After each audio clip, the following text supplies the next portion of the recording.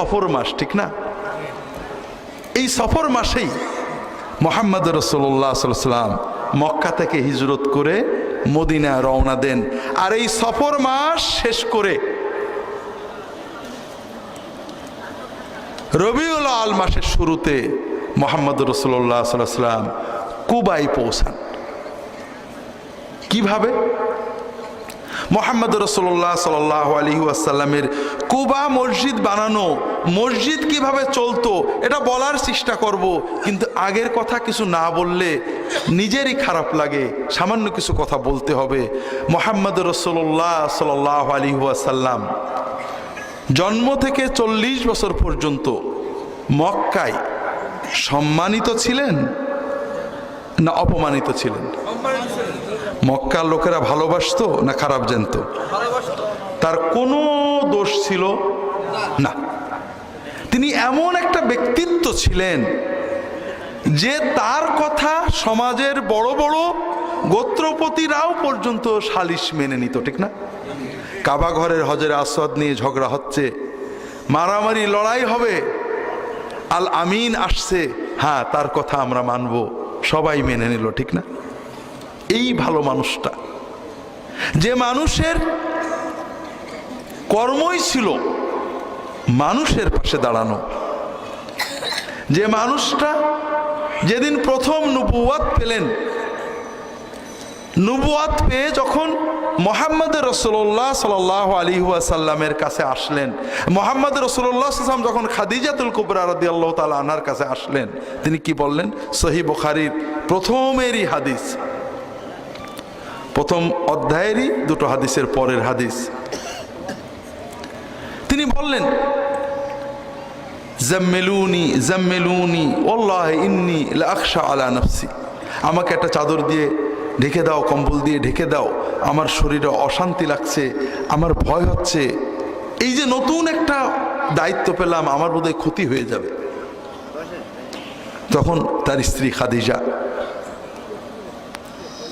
কি বললেন? কাল্লা ওয়াল্লাহি লা ইখজিকাল্লাহু আবাদান, আল্লাহর কসম কখনোই আল্লাহ আপনার ক্ষতি করতে পারেন না। খুব ভালো করে বুঝুন, ইসলাম সবচেয়ে গুরুত্ব দিয়েছে পারিবারিক জীবন। কথা বুঝেছেন? এটা ঠিক না বেঠিক? পরিবারকে গুরুত্ব দেওয়া ভালো না খারাপ? ভালো। খুব ভালো করে বোঝেন। এই মানুষটা যখন নবুয়ত পেলেন, ইসলামের দাওয়াত দিলেন, মানুষের তার শত্রু হলো না বন্ধু হলো? তিন শ্রেণীর মানুষ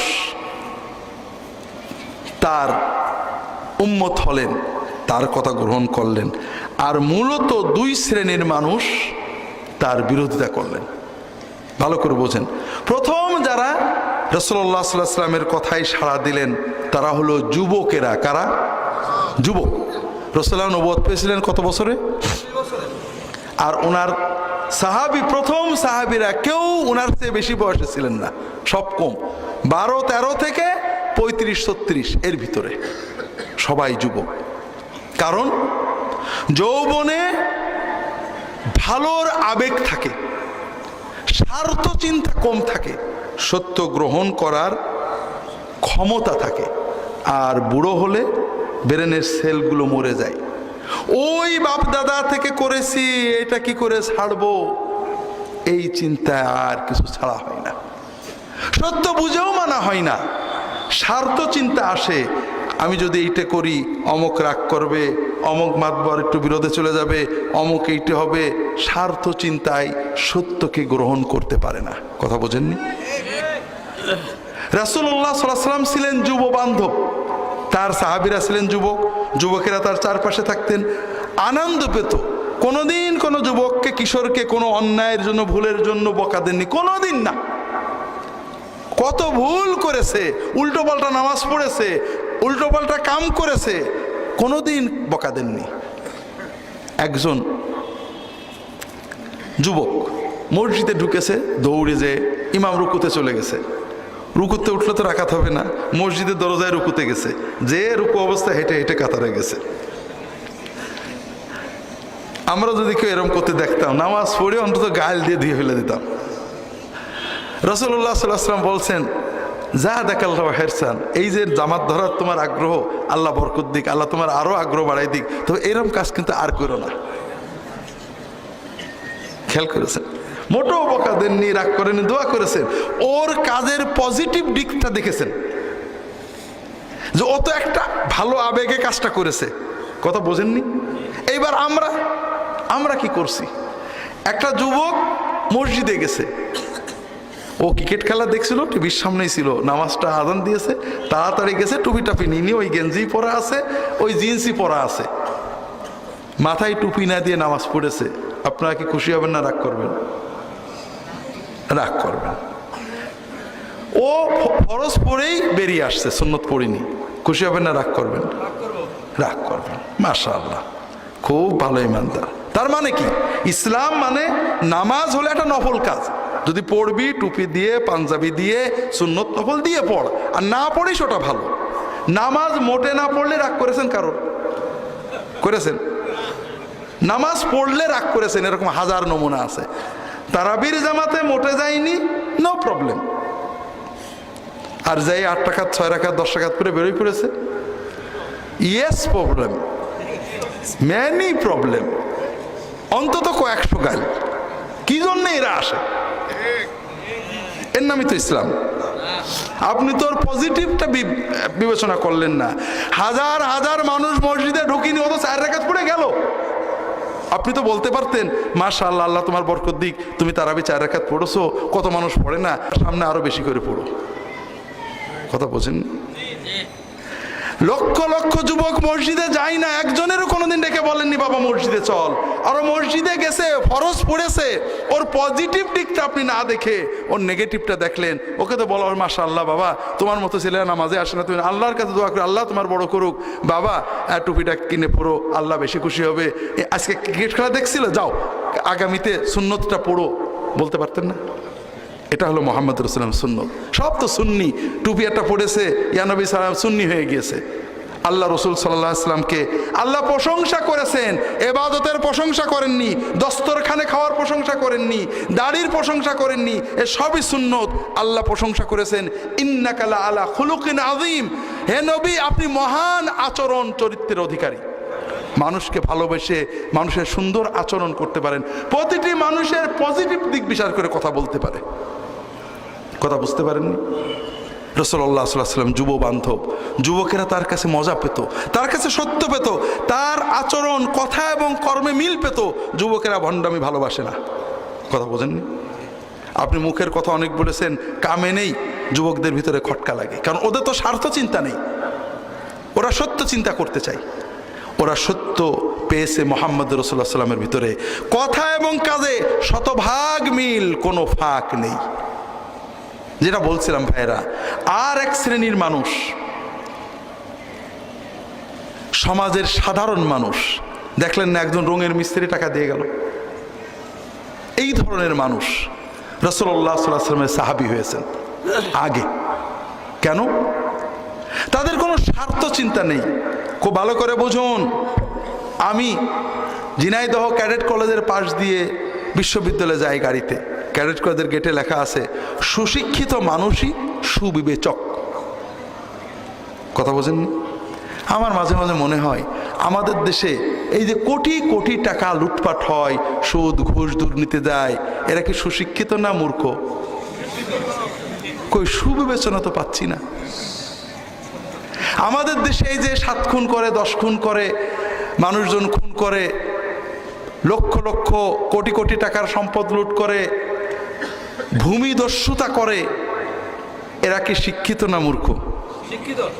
কই সুবিবেচনা তো পাচ্ছি না। কথা বুঝতে পেরেছেন?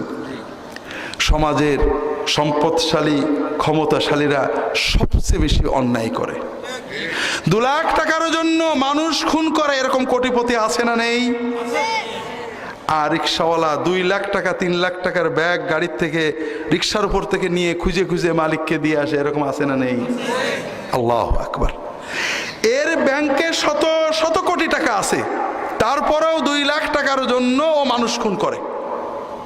আর এর ব্যাংকে টাকা নেই, কিন্তু ওর অন্তরের লোভটাও এত নেই।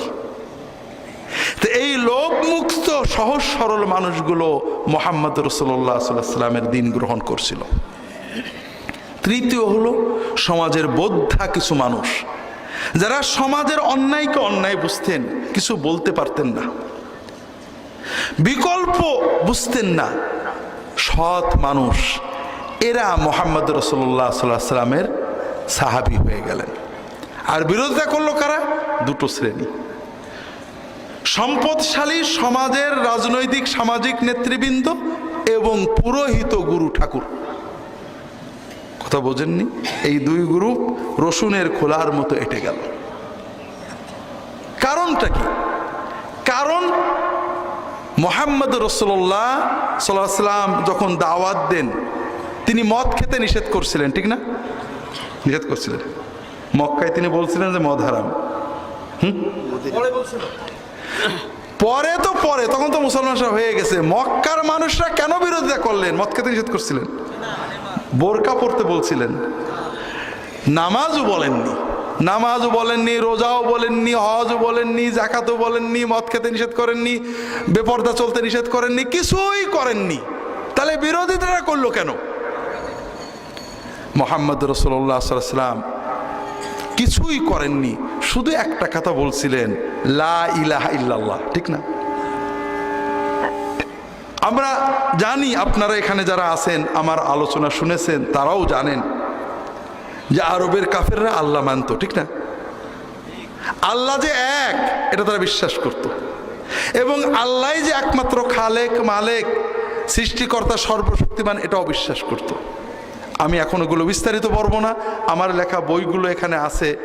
একেবারে 50% ডিসকাউন্টে মাহফিলের জন্য দেওয়া হবে, কারণ সবসময় আসা হয় না, আপনাদেরকে বেশি দামে কিনতে হয়। ইসলামী আকিদা এবং ইমাম আবু হানিফার লেখা আল ফিকহুল আকবার আমি অনুবাদ এবং ব্যাখ্যা করছি। এই দুটো বই পড়লে আপনারা বিস্তারিত কোরআনের আয়াত এবং হাদিস জানতে পারবেন, আমাদের ইমাম আবু হানিফার আকওয়াল জানতে পারবেন।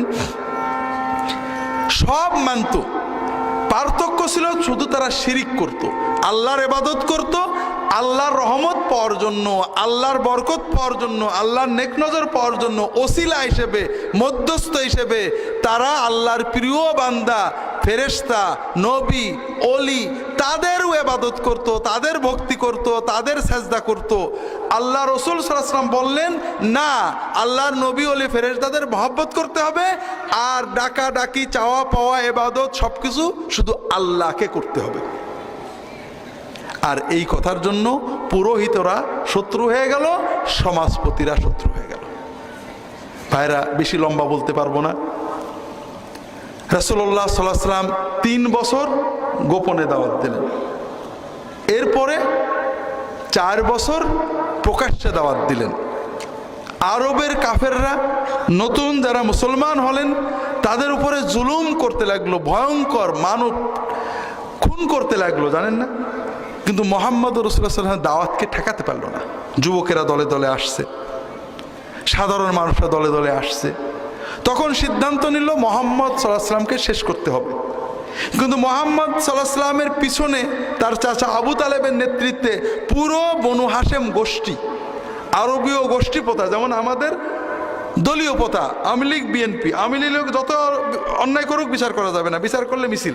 বিএনপির লোক যত অন্যায় করুক বিচার করা যাবে না, বিচার করলে মিছিল। আছে না নেই? মুক্তিযোদ্ধা যত অন্যায় করুক বিচার চলবে না, হলেই মিছিল। মৌলানা সাহেব যতই অন্যায় করুক বিচার করা যাবে, বিচার করলে হুজুরা মিছিল।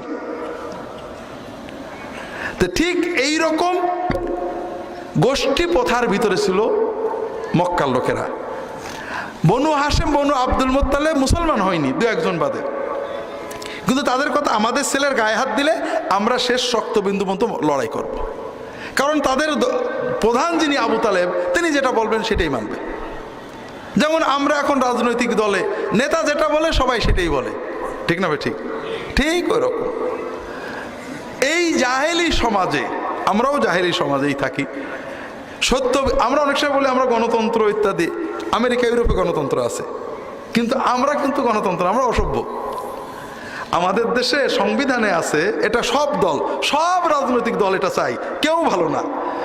সেটা কি, যে দলের এমপি হয়ে সংসদে যাবে ওই দলের বাইরে কোনো সিদ্ধান্ত নিতে পারবে না, নিলেই কি ফস।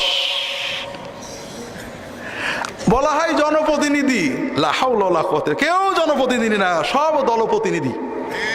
জনগণের স্বার্থে কোনো কথা বলবে, নো, ইম্পসিবল। তোমাকে দলের স্বার্থে কথা বলতে হবে, দলের বাইরে ভোট দিতে গেছো। আমেরিকা ইউরোপে এরকম কিচ্ছু নেই। তুমি জনপ্রতিনিধি, তুমি একটা দলের টিকিটে এসেছো, ইয়েস, কিন্তু তুমি দলের জন্য নয়, জনগণের জন্য এসেছো। আর এজন্যই দলের পক্ষেও ভোট পড়ে, দলের লোকেরাই দলের বিপক্ষেও ভোট দেয়। কথা বোঝেননি? আমরা ঠিক ওই জাহেলি সংস্কৃতিতে আছি, কখনো গণতন্ত্রের নামে, কখনো ইসলামের নামে, কখনো সমাজের বিভিন্ন নামে। তো যেটা বলছিলাম ভাইরা, আবু তালেব যেহেতু বনু হাশেমের লিডার, তিনি যেহেতু বলছেন না মোহাম্মদের পক্ষে থাকতে হবে, সবাই পক্ষে, এই জন্য আরবের কাফেররা মহাজোট গঠন করলো।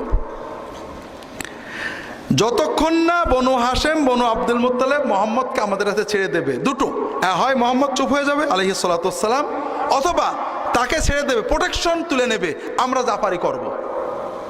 এই শর্ত না মানা পর্যন্ত তারা বয়কট করা হলো, জানেন না, অবরোধ করা হলো, বয়কট করা হলো। 3 বছর শাবে আবি তালেবের জেলখানায় থাকলেন, মনে আছে তো? কয় বছর গেল? 7 বছর গেল। এরপরে যখন বেরিয়ে আসলেন তখন বিপদের উপরে বিপদ। তার চাচা আবু তালেব এবং তার স্ত্রী খাদিজা রাদিয়াল্লাহু তাআলা আনহা ইন্তেকাল করলেন। আবু তালেবের মৃত্যুর পরে বনু হাশেম, বনু আব্দুল মুত্তালিবের লিডার কে হলেন? আবু লাহাব। আবু জেহেল ওই অন্য গোষ্ঠীর। আবু লাহাব মুহাম্মদ সাল্লাল্লাহু আলাইহি ওয়াসাল্লামের প্রোটেকশনের পক্ষে ছিলেন না বিপক্ষে ছিলেন? বিপক্ষে। এখন গোষ্ঠী চলে গেল বিপক্ষে, গোষ্ঠীর প্রোটেকশন নেই। এইবার মুহাম্মদ সাল্লাল্লাহু আলাইহি ওয়াসাল্লামের উপরে ফিজিক্যাল টর্চার শুরু হয়ে গেল। এতদিন ছিল না, ওনাকে কথাই বলতে দেওয়া হতো না। তায়েফে গেলেন না? তায়েফবাসীরা দাওয়াত নিছিল, নেয়নি, অত্যাচার করলো, পাথর মারলো, যুবকদেরকে লেলিয়ে দিল। এটা পাগল, তারা ইট মারলো, পাথর মারলো, সারা গায়ে রক্ত। মুহাম্মদ রাসূলুল্লাহ সাল্লাল্লাহু আলাইহি ওয়াসাল্লাম তায়েফ থেকে ফিরে আসছেন, গায়ে রক্ত বয়ে যাচ্ছে, এখনো গায়ে রক্ত, ঘা দগদগ করছে। মক্কায় কেউ সাহায্য করতে রাজি না, তায়েফ গ্রহণ করলো না। তিনি হাঁটছেন, কোথায় যাব?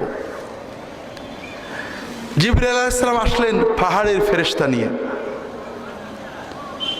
জি ইয়া রাসূলুল্লাহ, আল্লাহ তাআলা এই পাহাড়ের ফেরেশতাকে পাঠিয়েছেন, আপনি অনুমতি দিলে এখনই এই পাহাড়গুলো উল্টে মক্কা এবং তায়েফকে নিশ্চিহ্ন করে দেওয়া হবে। আমি হলে কি বলতাম? এখনই দাও, বুঝুক, আমি একটু দেখি আমার কথা না শোনার মজা। আমরা সবাই যারা ইসলাম করি তারা একই অবস্থা, মানুষদেরকে ইসলামের শত্রু বানিয়ে ফেলি। আমার কথার ভুলে, আমার উপস্থাপনার ত্রুটিতে মানুষ ইসলাম বিরোধী হয়ে যায়। কোনো মুসলমান জেনে শুনে ইসলাম বিরোধী করে না, সে কোরআন জানে না, কোরআন বোঝে না, তাই কোরআন বিরোধী কথা বলে। আমি তাকে কোরআন বোঝানোর চেষ্টা করিনি, মুসআব ইবনে উমাইরের কথায় আসবো একটু পরে, কিন্তু আমি তাকে ইসলামের তার ধ্বংস চাচ্ছি, ক্ষতি করতে চাচ্ছি, গুড়িয়ে দাও, জ্বালিয়ে দাও, ইহুদি খ্রিস্টানদের রাজনৈতিক ভাষাগুলো আমরা ব্যবহার করছি। কথা কি বুঝতে পেরেছেন? মুহাম্মদ রাসূলুল্লাহ কি বললেন? লা আরজু আইয়াখরুজা মিন আসলাবিহিম মান ইয়াবুদুল্লাহ ওয়াহদাহু। জিবরাইল, এই তায়েফ মক্কাকে ধ্বংস করে দিও না, এরা হয়তো আমাকে চেনেনি, এরা হয়তো চলে যাবে, এ প্রজন্মের কেউ মুসলমান হবে না, কিন্তু এদের সন্তানদের ভিতরে, এদের পরবর্তী কোনো প্রজন্মের ভিতরে একটা মানুষও যদি আল্লাহর ইবাদত করে শিরিক মুক্ত, এটাই আমার আশা, এটাই আমার পাওয়া। আমি এই আশাতেই থাকবো, দাওয়াত দিতে থাকবো, কিন্তু এদেরকে ধ্বংস করতে দেব না। কথা বুঝতে পারেন ভাইরা? আমরা কি পারি না এইরকম একটা উদার দৃষ্টিভঙ্গি? আমি দাওয়াত দেব, এরা মানেনি, কাল মানবে, পরশু মানবে, হয়তো এদের প্রজন্মের, পরবর্তী প্রজন্মের কেউ না কেউ মানবে, হতে পারে না? এরকম আছে না নেই? কত নাস্তিক দিনের বড় দায়ী হয়েছে, হয়নি? কত দিন বিরোধী মানুষের আওলাদের আলেম হয়েছে, হয়নি? কাজে এত অস্থির কেন ভাইরা? আল্লাহর দিন আজকালের ভিতরে সব মানুষ নিয়ে নেবে। কতটুকু পরিশ্রম করেছেন আপনি? মিনায় বসে আছি, পাশে এক আলেম বসে আছেন, বলছেন যে ভাই আমি কোরআন শরীফ পড়ছি। বলছেন যে ভাই দেখেন এই কোরআনের এগুলো সব অচল হয়ে গেল, কোরআনের সমাজ গড়া আর হলো না। বললাম দেখেন কোরআনের সমাজ যে আপনি চান, বাংলাদেশের কত % মানুষ কোরআন পড়তে পারে? খুব অল্প। তা আপনি কত % মানুষকে কোরআন শিখিয়েছেন? আগে কোরআন নিয়ে মানুষের কাছে যান, তাদেরকে কোরআন শেখান, কোরআন পড়ুক, কোরআন বুঝতে শিখুক, কোরআন বুঝে কোরআন পড়ে হৃদয় নড়ুক, আল্লাহর দিনকে বুঝুক, এরপরে না আল্লাহ কোরআনের সমাজ দেবেন। কোরআন কি এমন ফালতু কিতাব যে কেউ কোরআন পড়তে পারে না, কোরআনের অর্থ সাথে একজনে হাজারে একজন বোঝে না, আল্লাহ কোরআন দিয়ে দেবেন? ওই শায়েখ বলছেন তাহলে তো আর কোনোদিনই হবে না। তা বললাম যে কিভাবে চান? আপনি কোরআন নিয়ে বেরোবেন না, মানুষকে কোরআন পড়াতে শেখাবেন না, কোরআনের মানুষ বানাবেন না, কোরআনের আখলাক বানাবেন না, কোরআনের তাকওয়া বানাবেন না, কোরআনের ঈমান আকীদা বানাবেন না, আপনি কিভাবে তাহলে কোরআনের সমাজ গড়বেন? আপনাকে তো খাটতে হবে। যে সমাজের 80% জন মানুষ নামাজ পড়েন না, 15 জন নামাজ পড়লেও সেই নামাজিদের ভিতরে 99 জন মানুষ কোরআন পড়তে পারেন না, সুদ ঘুষে লিপ্ত, কোরআন বোঝেন না, হাজার হাজার হারামে লিপ্ত। আপনি কোরআন বুঝিয়ে কোরআনের আখলাক তৈরি না করে কিভাবে কোরআনের সমাজ করবেন? কথা বুঝতে পারেননি? কবে হবে এটা তো আমার দায়িত্ব না, আমার দায়িত্ব হলো আমার কাজ করা। যেটা বলছিলাম ভাইয়েরা, মুহাম্মদুর রাসূলুল্লাহ সাল্লাল্লাহু আলাইহি ওয়াসাল্লাম তায়েফ থেকে ফিরে আসলেন, তায়েফবাসীরা নিল না, মক্কার দাওয়াত দিতে দিচ্ছে না, সম্পূর্ণ জগৎ তার বিরুদ্ধে চলে গিয়েছে। যখন রাত সবচেয়ে কালো হয়, গভীর হয়, এরপরেই তো শবে সাদেক হয়, ঠিক না? রাসূলুল্লাহ সাল্লাল্লাহু আলাইহি ওয়াসাল্লামের শবে সাদেক শুরু হলো। এত কষ্টেও রাসূলুল্লাহ সাল্লাল্লাহু আলাইহি ওয়াসাল্লাম কখনো আল্লাহর কাছে বলেননি যে আল্লাহ আমি তোমার নবী কেন? তিনি দোয়া করতেন, আল্লাহ তুমি যদি খুশি থাকো যত বিপদ আসুক আমার কোনো আপত্তি নেই, তবে যদি একটু শান্তিতে তোমার দিনটা প্রচার করতে দাও তাহলেই ভালো। রাসূলুল্লাহ সাল্লাল্লাহু আলাইহি ওয়াসাল্লাম মেরাজে গেলেন, আসলেন ফিরে মদিনা থেকে, ইয়াসরিফ থেকে নবুয়াতের 11 বছরে 11 বছর যেখান শুরু হলো, হজের সময় মদিনার 6 জন মানুষ রাসূলুল্লাহ সাল্লাল্লাহু আলাইহি ওয়াসাল্লাম হজের ভিতরে গোপনে তাদের ইসলামের দাওয়াত দিলেন, তারা মুসলমান হয়ে গেলেন। পরের বছরে ওই 6 জনের 5 জন, আরো 7 জন, 12 জন আসলেন। ওই 12 জন ইসলাম গ্রহণ করলেন। এই 12 জনের সাথে রাসূলুল্লাহ সাল্লাল্লাহু আলাইহি ওয়াসাল্লাম মুসআব ইবনে উমাইর নামে এক যুবককে পাঠালেন। মুসআব ইবনে উমাইর যুবক, তরুণ, মক্কার সবচেয়ে ধনীদের একজন, বাবা বিলিয়নিয়ার ছিল, অনেক উট টাকা পয়সা ব্যবসা ছিল, মারা গেছে, মায়ের একটাই সন্তান। সকালে যে জামা পরে বিকেলে পরে না, এত দামি আতর পরে রাস্তায় গেলে মানুষ তাকিয়ে থাকে। এই যুবকের কাছে দ্বীনের দাওয়াত পৌঁছেছে, গোপনে ইসলাম গ্রহণ করেছেন। হঠাৎ মা খবর পেয়েছে মুসলমান হয়েছে তোমার ছেলে। মা ধরছে, বলে হ্যাঁ হয়েছি।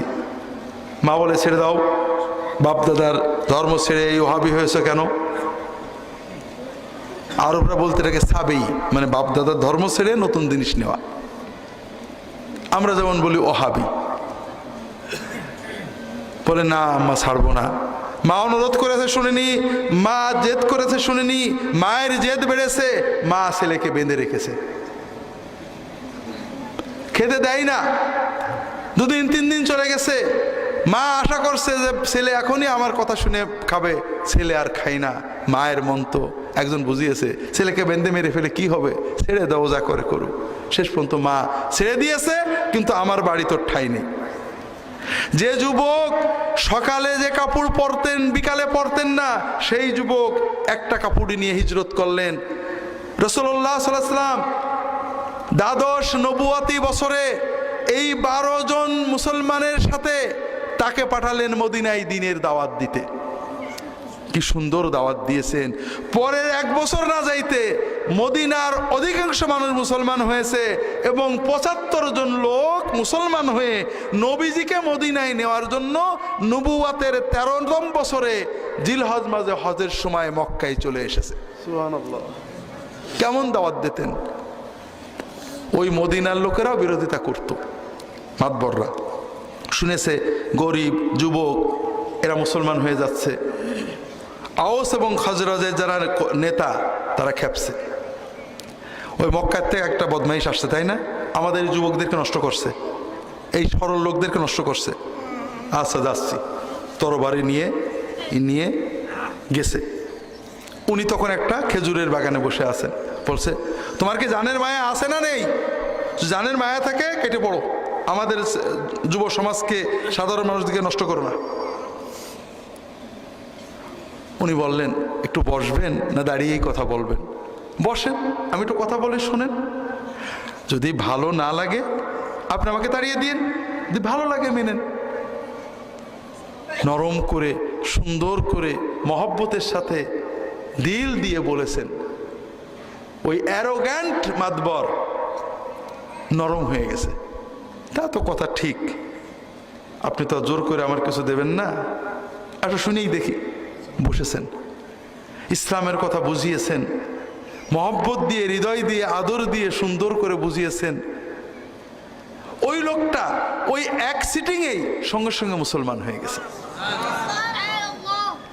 এইভাবে বিনয়ের সাথে, ভালোবাসার সাথে, আদরের সাথে, তাকওয়ার সাথে হৃদয়ের সবটুকু অনুভূতি উজাড় করে দিয়ে মদিনার দাঁড়ে দাঁড়ে নারীর কাছে, পুরুষের কাছে, শিশুর কাছে, কিশোরের কাছে, মাতবরের কাছে, কমন পিপুলের কাছে মুসাব ইবনে উমাইর গিয়েছেন, তার সাথীরা গিয়েছেন।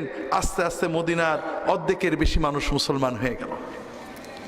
তাদের ভিতরে চিন্তা যে আমরা থাকতে এই মক্কার জুলুমের ভিতরে নবীজিকে একা কেন ফেলে রাখবো। এ সময়ে রাসূলুল্লাহ সাল্লাল্লাহু আলাইহি ওয়াসাল্লাম অনুমতি দিলেন মুসলমানদের, মক্কার মজলুম মুসলমানদের, যাও মদিনায় হিজরত করতে পারো। শুরু হলো হিজরত। মক্কার মানুষেরা প্রথম কেয়ার করেনি, যেটা যাচ্ছে যাক, ঝামেলা কমুক। কিন্তু হঠাৎই খেয়াল হলো যে ওরা তো ওখানে যে আরেকটা আমাদের বিরুদ্ধে সোসাইটি গড়ে তুলবে, ঠেকা। যখন হলো না, খবর পেয়ে যাচ্ছে ইয়াসরিবে, মদিনায় অনেক মানুষ মুসলমান হচ্ছে, বলে আসল জায়গায় ঘা দিতে হবে। এখন তো আর আবু তালেব নেই, কাজেই মোহাম্মদকে শেষ করা যাবে। তারপরেও যদি বনু হাশেম, বনু আব্দুল মুত্তালেব একান্তই বিচার চাই, আমরা একটা কাজ করব, আমরা সব গোত্রের মানুষ একসাথে তাকে খুন করব। তাহলে ওরা তো সবার বিরুদ্ধে তো লড়াই করতে পারবে না, তখন এই টাকা পয়সা দিয়ে একটা আপোষ করে নিয়ে যাবে। কথা বুঝতে পারেন? তারা সিদ্ধান্ত নিল। রাসূলুল্লাহ সাল্লাল্লাহু আলাইহি ওয়াসাল্লামকে আল্লাহ তাআলা ওহীর মাধ্যমে জানালেন, আপনাকে বেরোতে হবে। আবু বকর রাদিয়াল্লাহু তাআলা আনহুর সাথে তার কথা হয়েছিল, তিনি অপেক্ষা করছিলেন। রাতের গভীরে ২৭শে রজব, কয় তারিখ? কোন বছরে? নবুয়াতের ১৪তম বছর, যেটা হলো প্রথম হিজরি, সফর মাসের ২৭ তারিখে রাতের গভীরে মুহাম্মদ রাসূলুল্লাহ সাল্লাল্লাহু আলাইহি ওয়াসাল্লাম মদিনা, মক্কা থেকে কোন দিকে? উত্তরে। তিনি উত্তরে গেলেন না, কারণ মক্কার লোকেরা জানে যে গেলে ওই দিকেই যাবে। খুব ভালো করে বুঝুন, মুহাম্মদ রাসূলুল্লাহ সাল্লাল্লাহু আলাইহি ওয়াসাল্লামের আমরা নবুয়তের কারণে আমরা অবশ্যই মহব্বত করি, কিন্তু সেকুলার বিচার যারা করেছেন ইউরোপ আমেরিকার, সেকুলার মানে কি? এটা হলো লেখাপড়া না জানাদের অনুবাদ। সেকুলারিজম মানে ধর্মনিরপেক্ষ, এটা কোনো ডিকশনারিতে পাওয়া যায় না। এটা কোথার থেকে ঢুকলো? সেকুলার মানে হলো ধর্মমুক্ত, ধর্মবিহীন, জগৎমুখী, দুনিয়াদারি, যে কর্ম কাজের সাথে ধর্ম ঢুকে না, এটার নাম হলো সেকুলার। ডিকশনারি ভালো করে পড়েন। সেকুলার মানে ধর্মমুক্ত, ধর্ম থেকে বিচ্ছিন্ন, ওয়ার্ল্ডলি, জগৎমুখী। তে যারা ধর্ম মানেন না, ইতিহাস নিয়ে গবেষণা করেন, তারা যখন মুহাম্মদ রাসূলুল্লাহ সাল্লাল্লাহু আলাইহি ওয়াসাল্লামের জীবনী অধ্যয়ন করেন, সেকুলার বিচারে, ধর্মবিহীন বিচারেও তারা বলেন যে মুহাম্মদ রাসূলুল্লাহ সাল্লাল্লাহু আলাইহি ওয়াসাল্লাম সত্যই একজন সফল রাজনীতিবিদ, সমরবিদ এবং চিন্তাবিদ ছিলেন। তিনি প্রতিটি কাজ এমন কৌশলে সিদ্ধান্ত নিয়েছেন যে কৌশলের ভিতরে কোনো ভুল ধরা যায় না। তিনি আল্লাহর রহমতে গিয়েছেন, এটা তারা স্বীকার করে না। তারা স্বীকার করতে বাধ্য হয় যে তার এই পরিকল্পনাটাই ছিল নিখুঁত। মুহাম্মদ রাসূলুল্লাহ সাল্লাল্লাহু আলাইহি ওয়াসাল্লাম খুব ভালো করে বোঝেন। আমরা তো মনে করি আল্লাহর উপরে তাওয়াক্কুল করব, আমি চলে যাচ্ছি, ছেলে ফেলে আল্লাহ দেখবে, আমি চাকরি বাকরি করছি না, আল্লাহ ভরসা। এরকম তাওয়াক্কুল আছে নাকি আমাদের দেশে? আছে। আর এই তাওয়াক্কুলের জন্য দায়ী হুজুরেরা আমরা।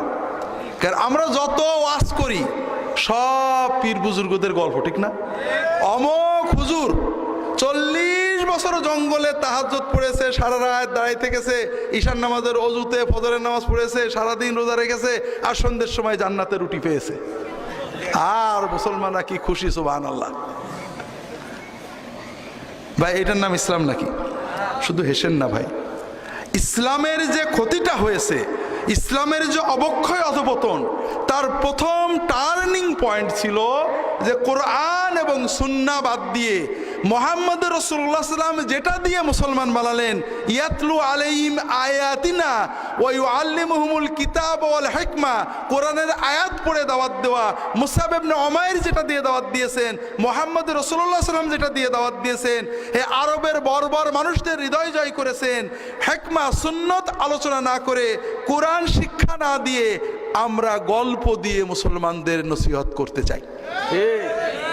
হাজরিন, এই গল্পগুলো আমরা কোনো ওলি আল্লাহদের বিরুদ্ধে বলছি না, ভুল বুঝেন না। ভুল বোঝা অথবা ভুল না বুঝেও অপব্যাখ্যা করা এটা আমাদের অভ্যাস। বুজুর্গদের নামে যে গল্পগুলো, এগুলো অধিকাংশ মিথ্যা, কোনো সনদ নেই। আর আল্লাহ কোরআনে মুহাম্মদ সাল্লাল্লাহু আলাইহি ওয়াসাল্লাম এবং সাহাবীদেরকে মডেল বানিয়েছেন, পরের বুজুর্গদের মডেল বানাননি। তারা আমাদের মহব্বতের পাত্র, অনুসরণের পাত্র না। দুটো গল্প বলি, আমি বিভিন্ন জায়গায় বারবার বলার চেষ্টা করি, একটু আপনাদের চোখটা খোলার জন্য। আশেকে রাসূলের মডেলকে ওয়াইস কারনী রাহমাতুল্লাহ আলাইহি, ঠিক না? তার গল্প শুনেছেন? তিনি কি করছিলেন?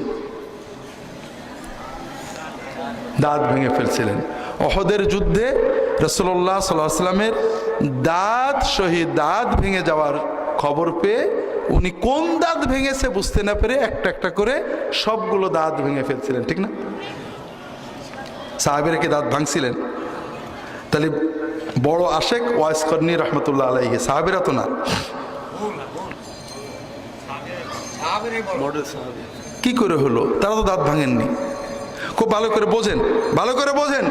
গল্প আজীবন শুনেছেন, গল্পের হাকিকত বোঝেন। আমার পীর ও মুর্শিদ ফিলিস্তিনে যুদ্ধ করতে গেছে দাজ্জাল বাহিনীর বিরুদ্ধে। খবর আসলো দাজ্জাল বাহিনীর গুলি লেগে আমার পীর ও মুর্শিদ শহীদ হয়ে গিয়েছেন। আমি তার আশেকে পাগল হয়ে নিজের পিস্তল নিজের বুকে দিয়ে গুলি নিয়ে আমিও শহীদ হয়ে গেলাম। আমার পীর যে জান্নাতে যাবেন, আমিও সেই জান্নাতে যাব, ঠিক না ভাই? হবে না? আমার কাছে খবর আসলো ইহুদিদের গুলি লেগে হুজুরের দাঁত ভেঙে গেছে, আমিও সঙ্গে সঙ্গে একটা হাতুড়ির বাড়ি দিয়ে নিজের দাঁত ভেঙে ফেললাম।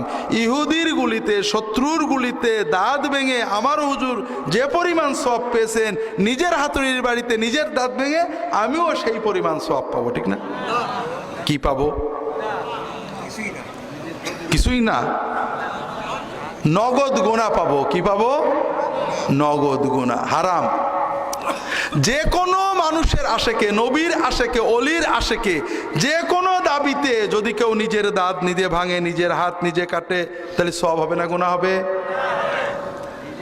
যদি বেহাল হয়ে অচেতন হয়ে কিছু করে, সওয়াবও হবে না, গুনাহও হবে না। ওয়াইস করেনি, কখনোই এই অন্যায় কাজ করেননি, এটা বানোয়াট গল্প। আর এই বানোয়াট গল্প দিয়ে আমরা ইসলামের নামে কি শেখাচ্ছি? ইসলাম কি দাঁত ভাঙার মডেল নাকি? সাহাবীরা কি নবীজির দাঁত ভাঙার শুনে প্রত্যেকে বসে দাঁত ভাঙছে নাকি? না, এর নাম ইসলাম নয়। সাহাবীরা কি করেছেন? মদিনায় একজন অসুস্থ সাহাবী শুয়ে আছেন, খবর এসেছে মুহাম্মদ সাল্লাল্লাহু আলাইহি ওয়াসাল্লাম শহীদ হয়ে গিয়েছেন, নিজের তরবারিটা বের করে নিয়েছেন, নিয়ে নিজের বুকে মেরে নিয়েছেন নাকি?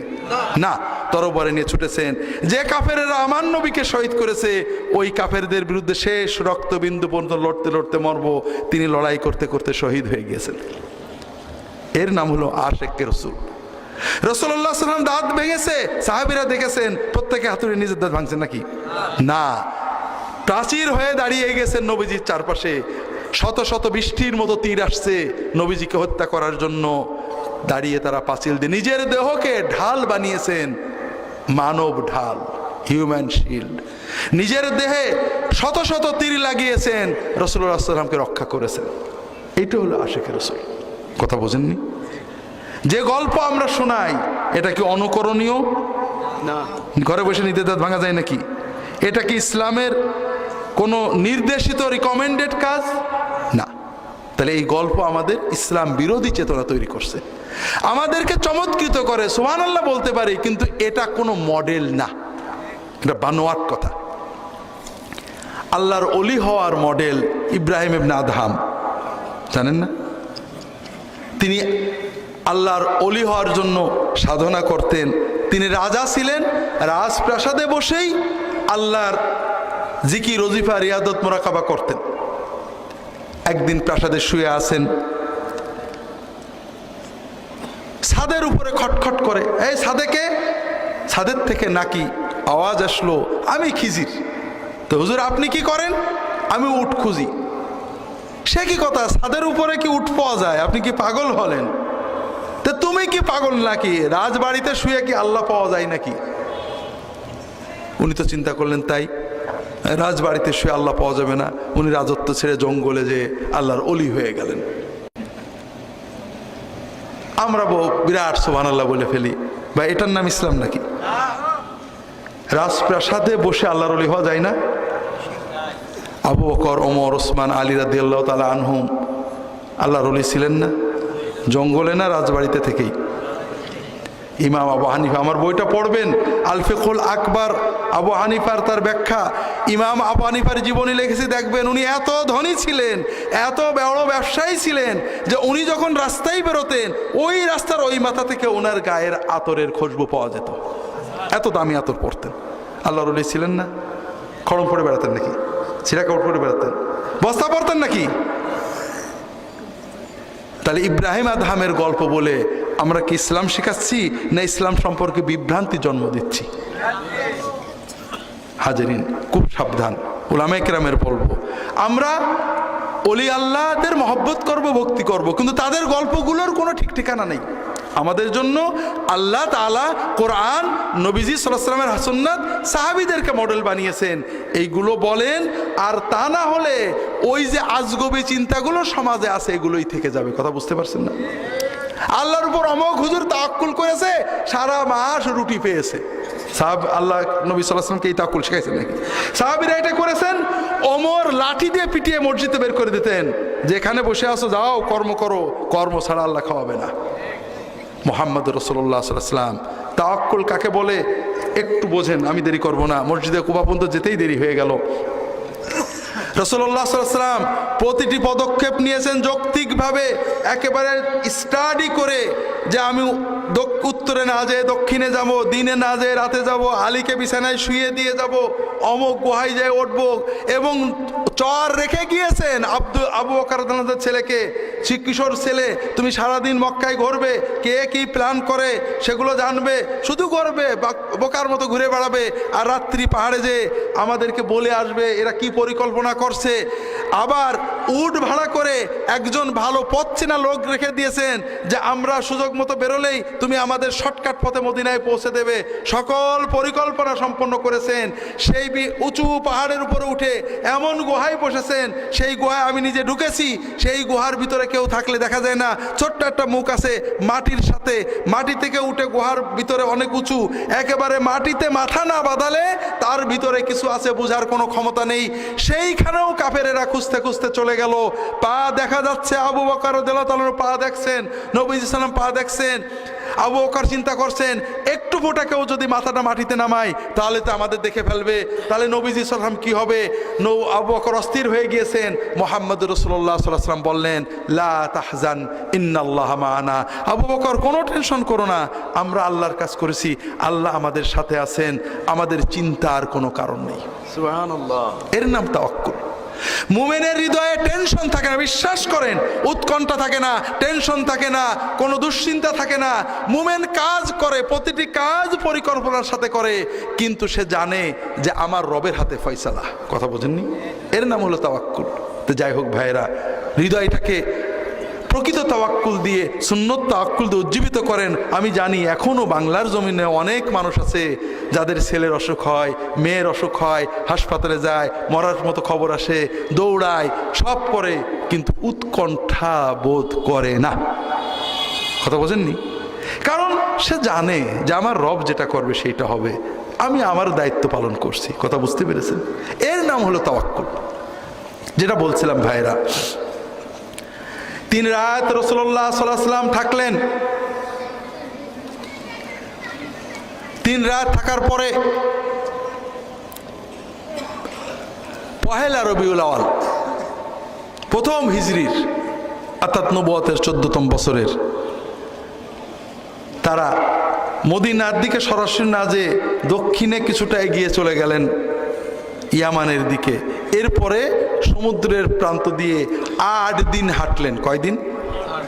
8 দিন হেঁটে 8ই রবিউল আওয়াল সোমবার মদিনা থেকে প্রায় 3-3.5 কিলো দূরে কুবা মহল্লায় যে উপস্থিত হলেন। কি বারে? কি বারে? কয় তারিখে?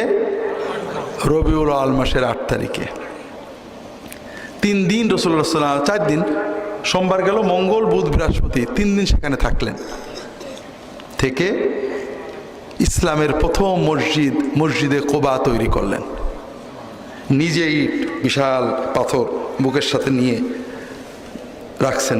সাহাবীরা আবু বকর নিচ্ছেন, ওমর নিচ্ছেন, আবু বকর নিচ্ছেন, ওমর নিচ্ছেন রাদিয়াল্লাহু তাআলা আনহু আজমাইন, সাহাবীরা নিচ্ছেন, মুহাজিররা নিচ্ছেন, কুবার মানুষেরা নিচ্ছে। এজন্য মুহাম্মদ সাল্লাল্লাহু আলাইহি ওয়াসাল্লাম বসে নেই, তিনি নিজেও। তখন বয়স কত? হ্যাঁ, 54 প্রায়, ঠিক না? সেই 54 বছরের মানুষ নিজে পেটের সাথে পাথর নিয়ে, এমন বড় বড় পাথর একজনে তুলতে পারে না, নিয়ে নিয়ে যে মসজিদে বানানোয় শরীক হচ্ছেন। কুবার মসজিদ বানানো হয়ে গেল, সেখানে নামাজ পড়লেন। শুক্রবার, মঙ্গল, বুধ, বৃহস্পতি 3 দিন থেকেছেন। শুক্রবার সকালে আল্লাহর হুকুম আসলো, এবার মদিনায় যাও। রওনা দিলেন। তখনও জুমার নামাজ ফরজ হয়নি। একটু পরে কুবা থেকে 1 কিলো মতো এই পাশে মসজিদে নববী থেকে 2 কিলো মাঝখানে এসে আল্লাহ জুমা ফরজ হওয়ার বিধান নাজিল দিলেন। ওই জায়গাতেই আবার রাসূলুল্লাহ সাল্লাল্লাহু আলাইহি ওয়াসাল্লাম জুমার নামাজ আদায় করলেন, যেটাকে বলা হয় মসজিদুল জুমা। এখনো আছে, বড় করা হয়েছে।